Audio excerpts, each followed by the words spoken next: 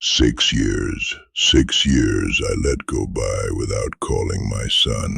Not because I hated him, not because something unforgivable happened. I let 6 years disappear because I was stubborn, because I was right, because I needed him to call first. Then my doctor sat across from me in a beige office in Portland, Oregon, November 2024, and said the word months, not years, months. And I drove home, sat in the parking lot of a Safeway for 45 minutes, and the first thought I had, the very first thought, wasn't about dying. It was about Daniel. I'm 84 years old, and I almost ran out of time to say the 3 words that actually mattered. I called him that night. My hands were shaking. I rehearsed what I was going to say on the drive home from the grocery store, which I didn't even go into, just sat in the parking lot and then drove home. I picked up the phone. I dialed. He picked up on the second ring, which surprised me. I'd expected voicemail. And when I heard his voice, this voice that used to ask me to read him baseball scores, this voice that cracked when he was 14 and I teased him about it like an idiot, I said, "Daniel, I was wrong." Silence. Then he said, "About what specifically, Dad?" And I laughed. For the first time in I don't know how long, I just laughed. That's where I want to start, because everything I'm going to tell you builds from that phone call. And if you take nothing else from what I say today, take this. There is a phone call you are not making. There is a name you are not saying. And you are waiting for the right moment, for the right words, for the other person to go first. I waited 6 years. I almost waited forever. Now let me back up. I spent my career as a civil engineer. 41 years. I was good at it. I built things that are still standing. A bridge outside of Sacramento, a water treatment facility in Boise that serves 120,000 people. I was proud of that. I am still proud of that. But I built my professional life with the same precision I brought to those structures. Every beam calculated, every timeline managed, every risk assessed. And I made the mistake of thinking I could engineer the rest of my life the same way. Retirement fund, managed. Will, done. Life insurance, adequate. Power of attorney, signed in 2003 and updated in 2017. Long-term care plan. Yes, I had one of those too. My financial advisor, a woman named Carol, who wore reading glasses on a beaded chain and never sugar-coated anything, told me I was one of the most prepared clients she'd ever had. I was proud of that too. But here's the thing Carol never put on a spreadsheet. When my wife Margaret died in October of 2019, I realized I had prepared for absolutely everything except what I actually needed. I had prepared for the legal and financial aftermath of her death. I had not prepared for dinner. 2,000 dinners alone. That's roughly what it's been since Margaret passed, give or take. I sat down and actually calculated it once, sometime around dinner number 600, when the math of grief started to feel more bearable than the grief itself. 2,000 times I've set one plate on the table. 2,000 times I've had to decide whether to sit at the table or eat standing at the counter, so the empty chair doesn't feel quite so loud. I had money. I had plans. I did not have someone who wanted to be there. There's a man I knew, named Arthur. We were in a Tuesday morning coffee group at the senior center on Burnside for about 3 years before he moved to an assisted living facility. Arthur was 79, former accountant, the kind of man who could tell you exactly what he'd paid for every car he'd ever owned, which is a very specific kind of memory that I find both impressive and a little heartbreaking. Arthur had a son in Phoenix and a daughter in Connecticut, and 4 grandchildren he saw twice a year if he was lucky. Not because they were bad people, because he'd spent their childhoods working late and missing things, and they'd grown into adults who loved him in that careful, obligated way that is so much lonelier than being unloved. You know what I mean. It's the birthday card that comes on time but doesn't say anything real. Arthur had more money in retirement than he knew what to do with. He told me once, this was a Tuesday in March, cold morning, paper cup of terrible coffee. He told me he'd give every dollar of it for one real conversation with his daughter. Not a check-in call, a real one. One where she wasn't keeping an eye on the clock. He died in April of last year.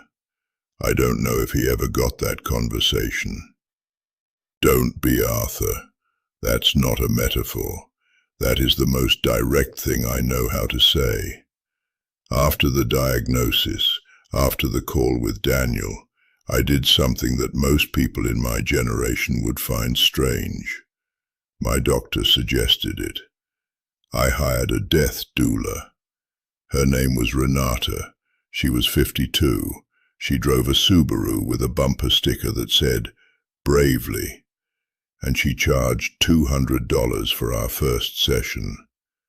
My neighbor, Phyllis, who is 77 and has very strong opinions about everything, told me that sounded like a scam. I went anyway, and in 2 hours, Renata asked me questions that my own children hadn't asked in 50 years of knowing me. Not because they didn't care, because they were scared. Because it's hard to ask your father what he's most afraid of. Because asking about death means admitting it's coming, and nobody wants to do that out loud, not with someone they love. So the questions don't get asked, and the answers, the real ones, the complicated ones, stay stuck inside the person who's dying. Renata asked me what I needed, not what I wanted for my estate, not how I wanted my medical decisions handled. She asked what I needed to feel like my life meant something. And I sat there for a while, longer than I'm comfortable admitting, before I could answer.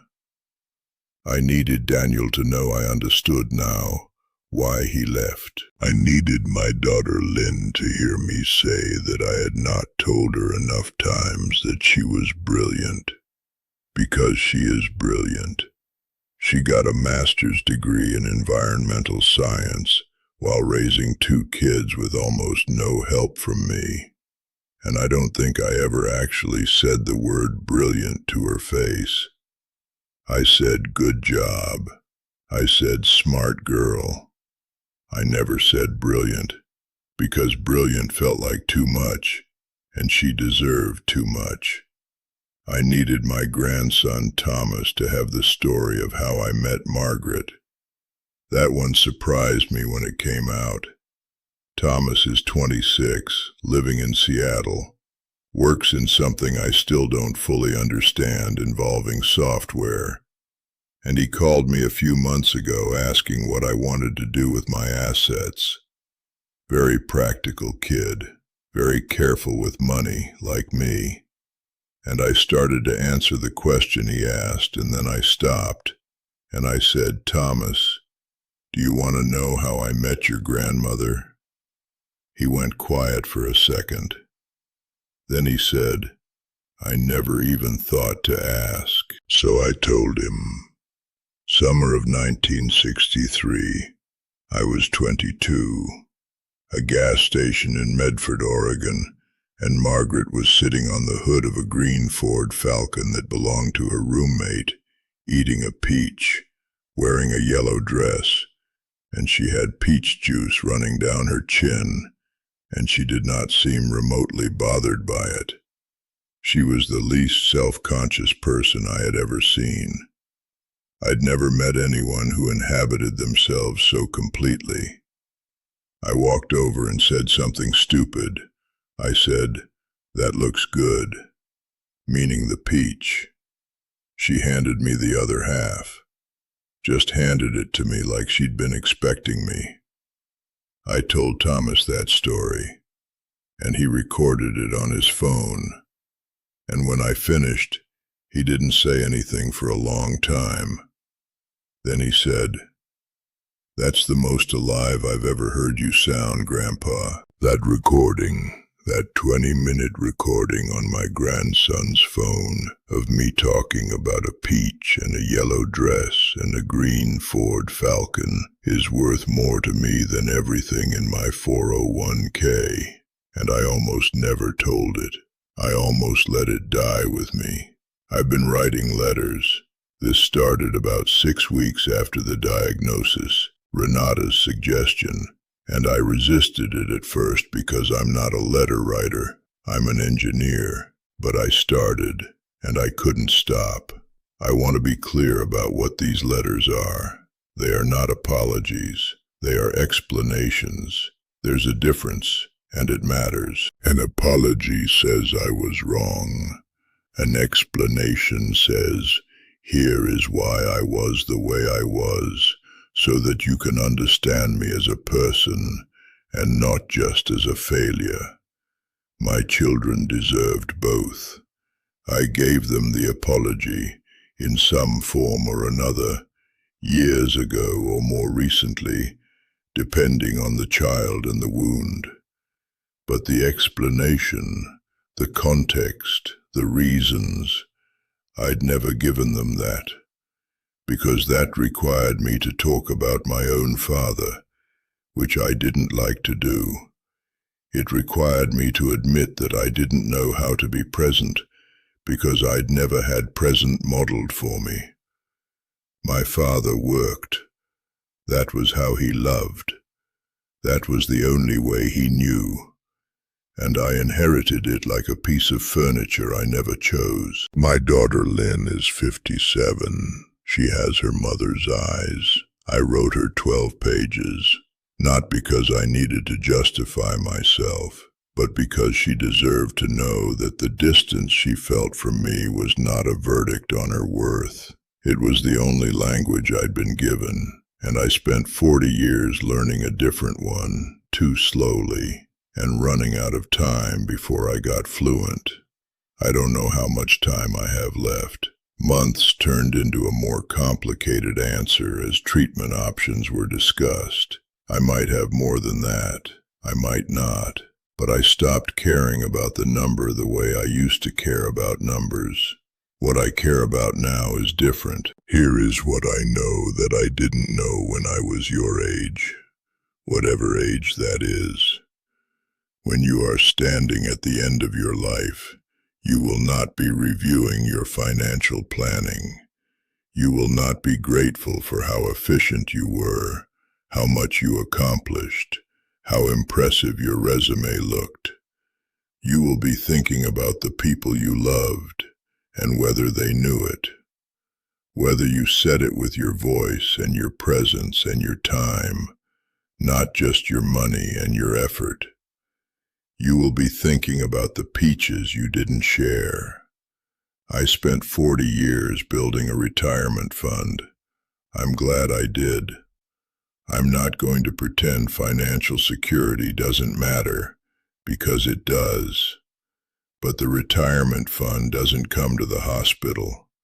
The retirement fund doesn't sit beside the bed. The retirement fund doesn't say your name in a way that makes you feel like you matter to someone while you're still alive to hear it. Daniel came to visit me in December. He stayed for 4 days. We watched 3 football games I didn't care about. and talked about his kids and walked along the waterfront, even though it was cold, and he held my arm on the icy parts without making it a thing, just quietly held my arm.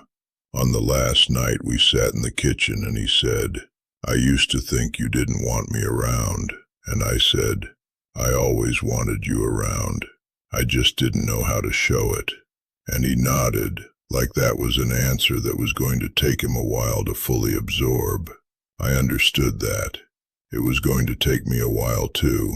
We're absorbing it together now. That's more than I had any right to hope for.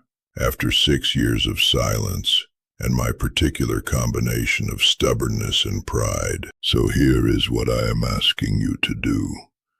Not when the diagnosis comes, not when the moment feels right, or when enough time has passed, or when they reach out first. Now, call the person, write the letter, tell the story about the peach. Tell your daughter she is brilliant. Ask your grandfather how he met your grandmother before the answer dies inside him. The right time was yesterday. Today is the second best option you have. Tomorrow, and I say this not to frighten you, but because it is simply true, tomorrow is not guaranteed. Not at 84. Not at 54, not at 34. I spent 60 years assuming I had more time than I needed to say what mattered. I was wrong. Those 3 words changed everything. Say yours while you still can. If this found you at the right moment, share it with someone you've been meaning to call. And if you've been sitting on something you need to say to someone, leave it in the comments. I mean it. You don't have to carry it alone.